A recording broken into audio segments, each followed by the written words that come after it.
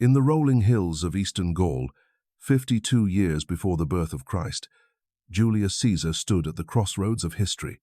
Behind him stretched 8 years of relentless conquest, victories that had filled Rome's coffers with gold and his own reputation with glory.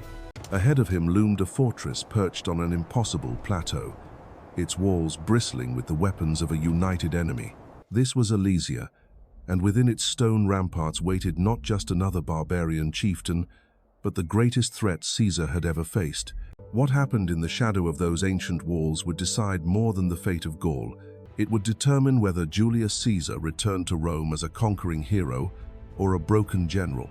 It would shape the destiny of the Republic itself, setting in motion events that would transform Rome from a collection of bickering senators into an empire that would dominate the world for centuries. This is the story of the siege that made Caesar a legend and Rome an empire. The story of engineering genius, political cunning, and raw human determination. The story of how one man's ambition collided with another's desperation to create one of the most extraordinary military campaigns in human history. But to understand why Alesia mattered, we need to step back and see the chess game Caesar had been playing across Gaul for nearly a decade. When Caesar first crossed into Gaul in 58 BC, he wasn't just seeking military glory. He was a man drowning in debt, his political career hanging by a thread. The consulship had cost him a fortune in bribes and games, leaving him financially ruined. Roman law was clear about bankrupt politicians. They faced exile or worse. But there was an escape route, military command in the provinces, where a clever general could find both wealth and the kind of fame that made men untouchable back in Rome. Gaul offered both in abundance. The Celtic tribes were wealthy, their hill forts stuffed with gold and silver. Their warriors were fierce, making any victory against them all the more impressive to Roman audiences. And they were divided, constantly warring amongst themselves, perfect prey for a commander skilled in the art of divide and conquer. For 7 years, Caesar had played the tribes against each other with masterful precision.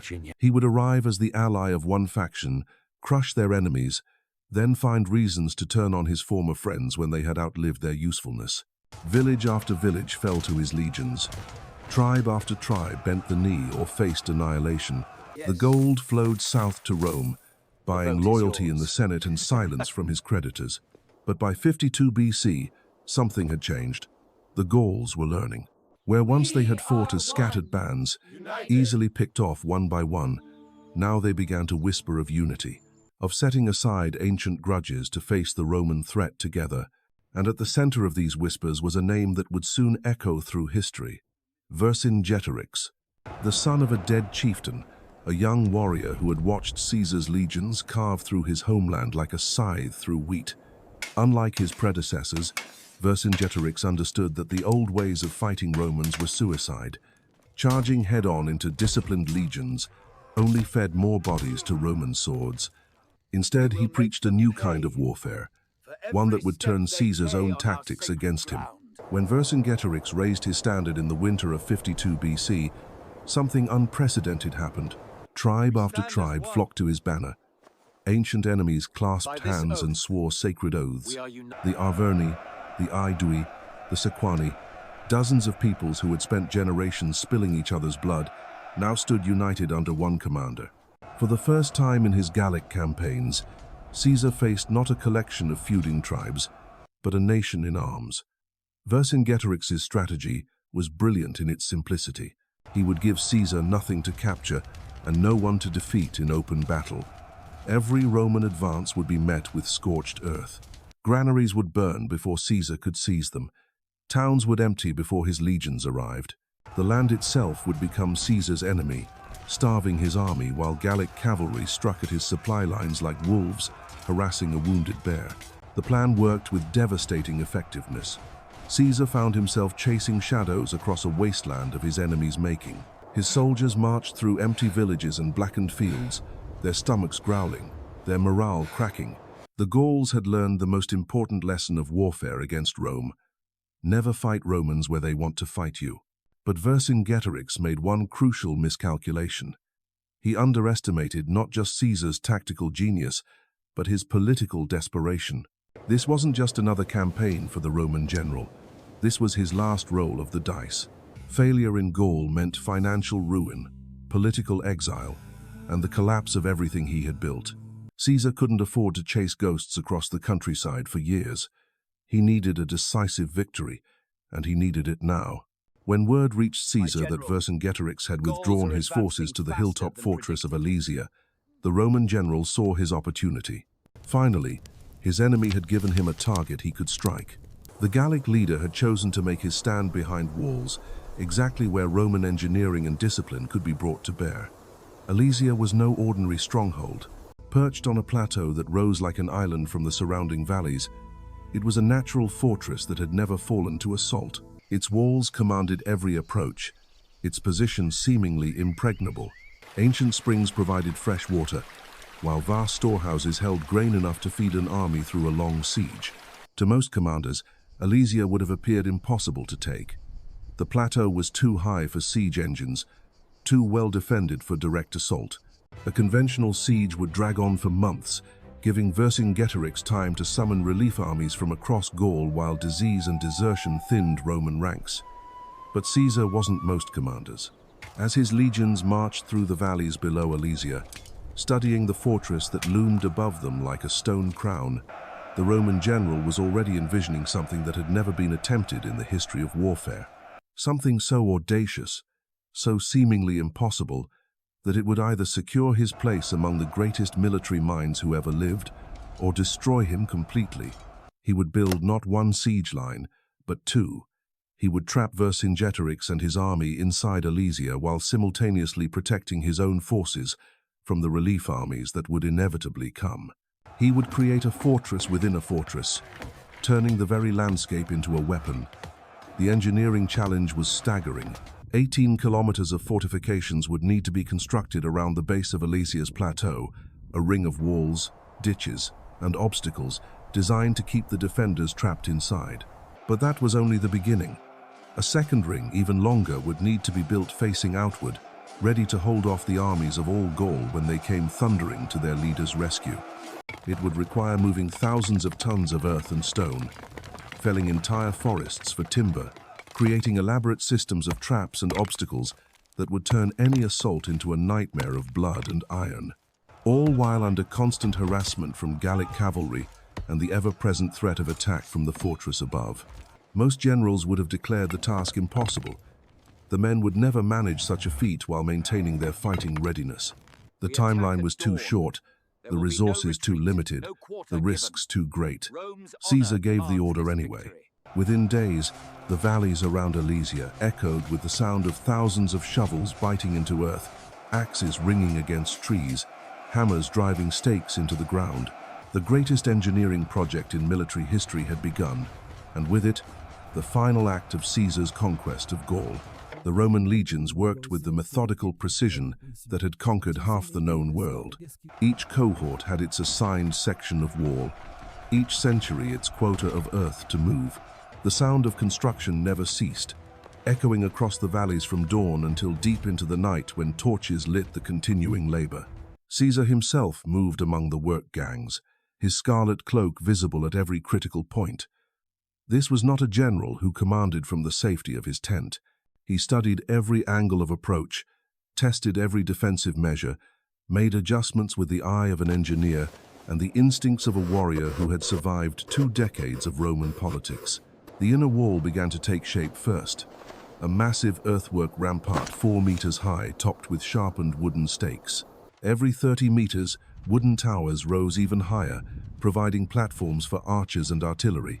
But Caesar's genius lay not just in the walls themselves, but in the killing ground he created before them. 3 lines of trenches stretched outward from the rampart. The first, closest to the wall, was 6 meters deep, with vertical sides that would trap any attacker who fell in. The second was equally deep but filled with water diverted from nearby streams, creating a deadly moat that would slow assault troops and make retreat impossible. The third trench was the cruelest of all, filled with sharpened stakes, angled to impale charging warriors. But these were just the outer layers of Caesar's trap. Beyond the trenches lay a field of horrors that his soldiers nicknamed with grim humor. First came the lilies, innocent-looking patches of ground that concealed pits, filled with fire-hardened spikes. Arranged in a checkerboard pattern, they would break the formation of any charging force, sending men tumbling onto points designed to pierce armor and flesh alike. Beyond the lilies stretched rows of what the legionaries called goads, sharpened iron spikes driven into wooden blocks, and buried so only their points showed above the surface. Like a field of metal thorns, they would shred the feet of men and horses alike, turning any advance into an agonizing crawl through a forest of pain. From the walls of Alesia, Vercingetorix watched this engineering marvel take shape with growing unease. He had expected Caesar to attempt a conventional siege, something his own forces could disrupt with sorties and harassment. Instead, he was witnessing the creation of something unprecedented. The Romans weren't just besieging Alesia, they were building a prison around it. The Gallic leader understood the implications immediately. Once Caesar's walls were complete, no message could leave Alesia, no reinforcement could enter. His army would be cut off as completely as if they had been transported to another world. Time, which had been his greatest ally in the campaign of Scorched Earth, would become his deadliest enemy. Vercingetorix ordered immediate attacks on the construction sites. Gallic cavalry thundered down from the plateau, their war cries echoing off the valley walls as they sought to disrupt the Roman work. But Caesar had anticipated this. Every work gang was protected by screens of legionaries, their shields locked together in the famous testudo formation.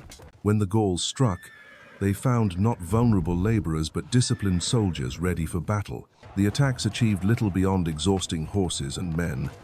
The Roman construction continued relentlessly, and within days the inner ring was taking definitive shape. But Caesar's most audacious gamble was yet to come. Even as his men completed the inner fortifications, the Roman general was already laying out the outer ring.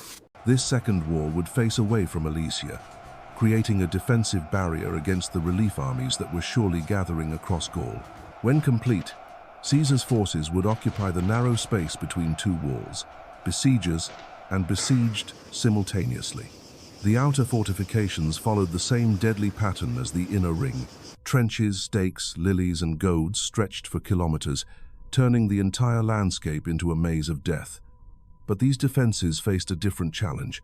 While the inner wall only needed to contain the forces trapped in Alesia, the outer barrier would have to hold against the united armies of all Gaul. The physical demands on the legions were crushing. Men worked 18-hour shifts, their hands bleeding from wielding shovels and axes, their backs aching from hauling timber and stone.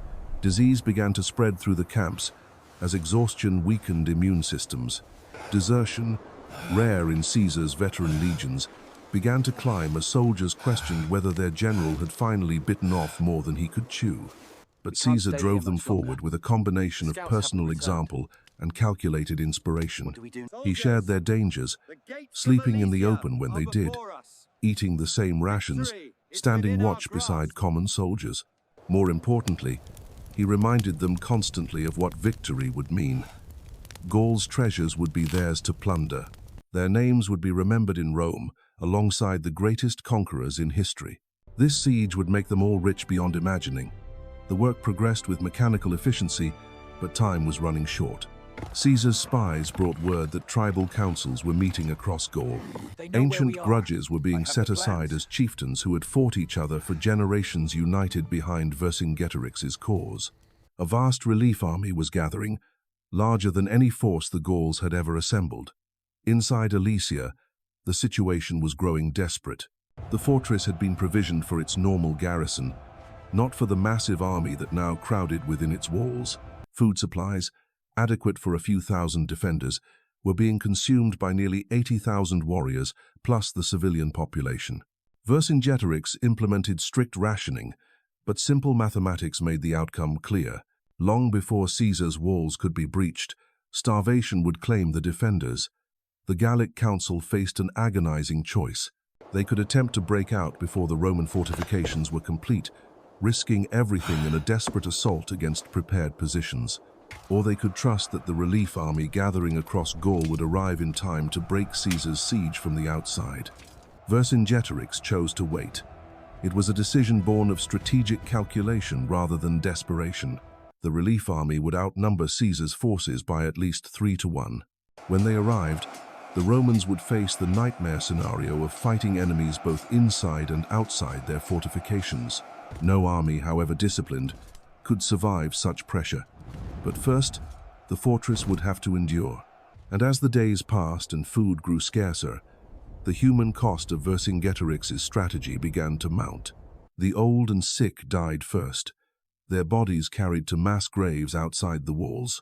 Children cried constantly from hunger, their wails echoing across the plateau like the voice of the fortress itself pleading for relief. The most heartbreaking decision came when the council voted to expel all non-combatants from Alesia. Wives, children, elderly parents, anyone who could not hold a weapon was ordered to leave the fortress and seek mercy from Caesar. Perhaps the Romans would take them as slaves, providing at least the chance of survival.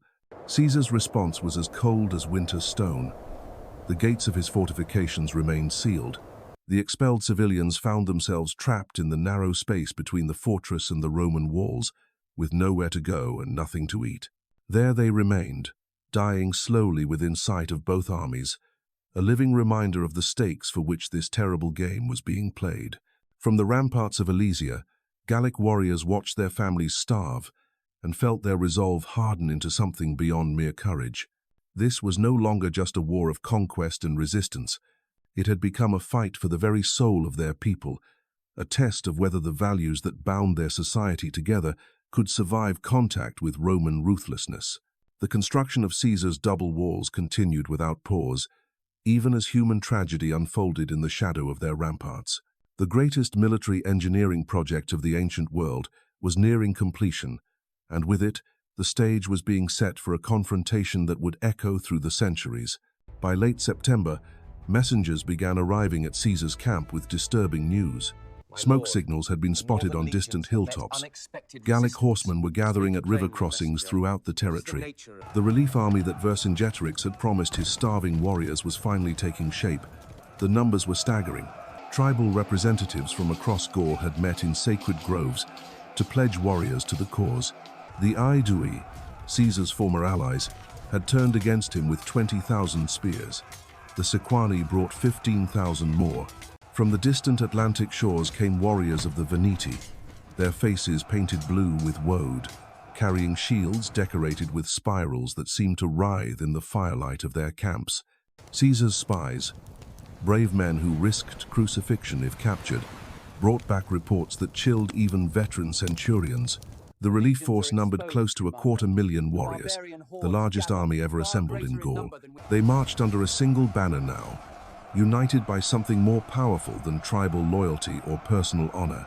They marched for the survival of their entire way of life. The Roman general received these reports with the calm that had carried him through a dozen campaigns, but privately he understood the mathematics of his situation. His 8 legions, even supplemented by auxiliary troops and cavalry, numbered perhaps 70,000 men. He would face odds of more than 3 to 1, caught between the hammer of the relief army and the anvil of Vercingetorix's forces trapped within Alesia. Any other commander might have considered retreat. The passes back to Roman territory remained open. Caesar could withdraw with his reputation intact, claiming that the united tribes of Gaul were simply too numerous to defeat. He could return to Rome with enough plunder to satisfy his creditors and enough glory to advance his political career. But retreat would mean abandoning everything he had built in Gaul. 8 years of conquest would crumble as the tribes rose in rebellion behind him. More critically, retreat would signal weakness to his enemies in the Senate, men who were already questioning whether Caesar had grown too powerful for the good of the Republic. Political rivals like Cato and Pompey were watching from Rome, hoping for news of his failure. Caesar made his choice with the cold calculation that had defined his career. He would complete his fortifications and wait for the storm to break. If he could hold his ground between the walls, if his engineering genius and the discipline of his legions could withstand the assault from both directions, then victory would be complete and absolute. The alternative was annihilation. The final weeks of construction took on desperate urgency. Every soldier who could hold a shovel was pressed into service. The wounded worked alongside the healthy. Even Caesar's German cavalry, proud horsemen who considered manual labor beneath their dignity, found themselves hauling timber and stone. The outer wall stretched for 21 kilometers, following the natural contours of the valley to create the most defensible line possible. Where the terrain offered no advantage, Caesar's engineers built artificial obstacles. Streams were diverted to create marshy ground that would bog down charging cavalry. Hills were scarped smooth to deny attackers any cover. The space between the two walls became a fortified camp, unlike anything seen before in warfare. Supply depots, hospitals, armories and barracks were built into the defensive system itself. Caesar understood that his men would need to live, fight, and if necessary die within this narrow corridor. Every aspect of their survival had to be planned and provided for. As October arrived with its chill winds and shortened days, the completed fortifications resembled nothing so much as a vast mechanical trap waiting to spring. The double walls rose from the valley floor like the ribs of some enormous beast, their wooden palisades bristling with iron points, their trenches yawning like open mouths ready to swallow armies whole. From Alesia's heights, Vercingetorix could see the entirety of Caesar's creation spread below him. The Roman general had turned the landscape itself into a weapon, transforming peaceful valleys into killing grounds where every approach was covered by artillery, every advance channeled into prepared zones of destruction. The Gallic leader felt a grudging admiration for his enemy's audacity. Caesar had undertaken something that violated every principle of sound military strategy. He had deliberately trapped himself between superior forces, gambling everything on his ability to fight enemies approaching from opposite directions simultaneously. It was either the work of a genius or a madman, and only the coming battle would reveal which. Inside the fortress, conditions had deteriorated beyond endurance. The expelled civilians had finally died of starvation and exposure, their bodies scattered across the narrow ground between the walls like accusations against both armies. The surviving defenders had been reduced to eating leather, bark, anything that might provide a few more calories to sustain their weakening bodies. Yet discipline held. Vercingetorix moved among his warriors daily, his presence alone enough to stiffen spines and steady nerves. He spoke of the relief army gathering beyond the Roman walls, of the final battle that would decide whether Gaul remained free or became another Roman province. His words carried the weight of prophecy, and men who had not eaten in days found strength to grip their weapons one more time. The first scouts from the relief army appeared on the distant ridges in early October. Gallic horsemen, their mounts fresh and their armor gleaming, rode openly along the skyline where Roman sentries could see them. It was a message as clear as any trumpet blast. The siege of the besiegers was about to begin. Caesar climbed to the highest tower of his fortifications and studied the approaching enemy through the clear autumn air. Campfires were beginning to dot the hillsides like fallen stars, each one representing hundreds of warriors ready to die for Vercingetorix's cause. By morning, the valleys around Alesia would echo with war horns and battle cries in a dozen different dialects. The Roman general allowed himself one moment of private reflection. He had gambled his career, his fortune, and the lives of 70,000 soldiers on this single throw of the dice. Win here, and he would return to Rome as the conqueror of Gaul, his political future secure, his place in history guaranteed.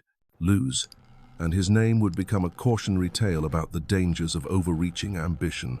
As darkness fell over the fortified valleys, both armies made their final preparations. Roman centurions checked weapons and armor, ensuring every shield was sound and every blade sharp. Gallic chieftains performed ancient rituals, calling upon gods whose names were old when Rome was still a collection of mud huts beside the Tiber. The siege engines were loaded and aimed. The artillery crews prepared their bolts and stones. Surgeons sharpened their knives and laid out their instruments. Priests of both armies offered prayers to their respective deities, asking for victory, or at least an honorable death. In his command tent, Caesar studied the reports from his intelligence network one final time. The relief army had grown to massive proportions, but it remained a collection of tribal contingents rather than a unified force. Different groups spoke different languages, followed different customs, answered to different leaders. If he could exploit those divisions, turn their numbers against them, he might yet snatch victory from seemingly impossible odds. But first he would have to survive the initial assault. The Gauls would attack at dawn, coming at his walls from every direction with the fury of free men fighting for their homeland. They would have hunger and desperation driving them forward, the knowledge that failure meant not just defeat but the end of their world. Caesar had discipline and engineering on his side.